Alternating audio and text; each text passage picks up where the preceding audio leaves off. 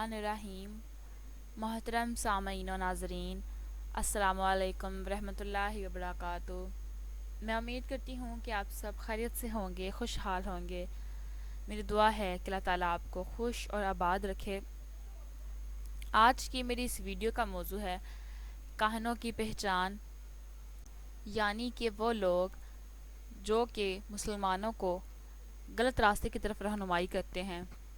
اس سے پہلے کہ میں ویڈیو کے موضوع کی جانب بڑھوں، تمام ناظرین جو میرے چینل پر نئے ہیں ان سے گزارش ہے کہ چینل کو سبسکرائب کر دیں اور بیل آئیکن کو پریس کر دیں تاکہ اپلوڈ ہونے والی ہر نئی ویڈیو کا نوٹیفیکیشن آپ کو ملتا رہے۔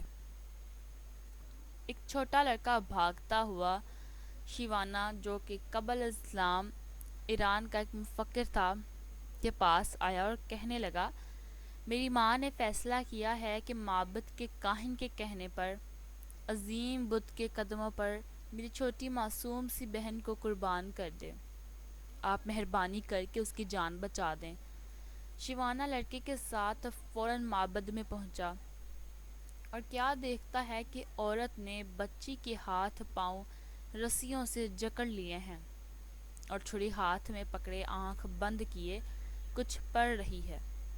بہت سے لوگ اس عورت کے گرد جمع تھے اور بت خانے کا کاہن بڑے فخر سے بت کے قریب ایک بڑے پتھر پر بیٹھا یہ سب دیکھ رہا تھا۔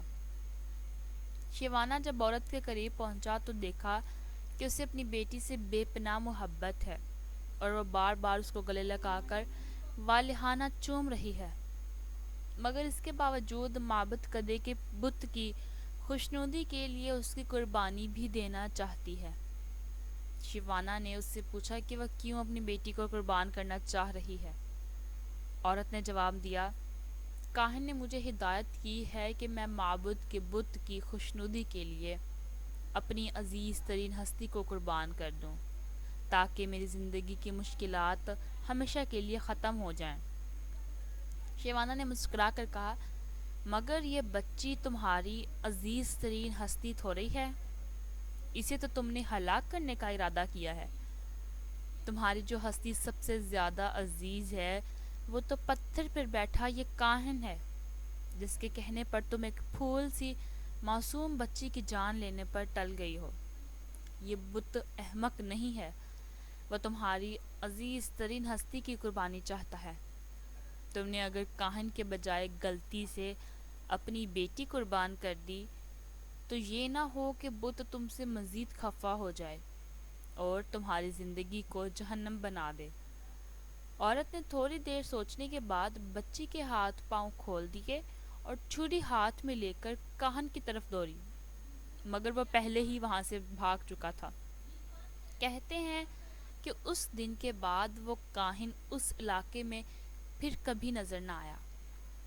دنیا میں صرف آگاہی کو فضیلت حاصل ہے اور واحد گناہ جہالت ہے۔ جس دن ہم اپنے کاہنوں کو پہچان گئے، ہمارے مسائل حل ہو جائیں گے۔ ان کاہنوں کی پہچان کے لیے ہمارے اندر صرف تھوڑا سا شعور پیدا کرنے کی ضرورت ہے۔ میں امید کروں گی ناظرین کہ آپ کو آج کی یہ ویڈیو بہت پسند آئی ہوگی۔ اگر ویڈیو اچھی لگی ہو تو لائک، شیئر اور کمنٹ ضرور کیجیے گا، اور اسی طرح کی مزید اچھی ویڈیوز کا نوٹیفیکیشن لینے کے لیے چینل کو سبسکرائب کر دیں اور بیل آئیکن کو پریس کرنا مت بھولیے گا۔ اپنی دعاؤں میں یاد رکھیں۔ اللہ حافظ۔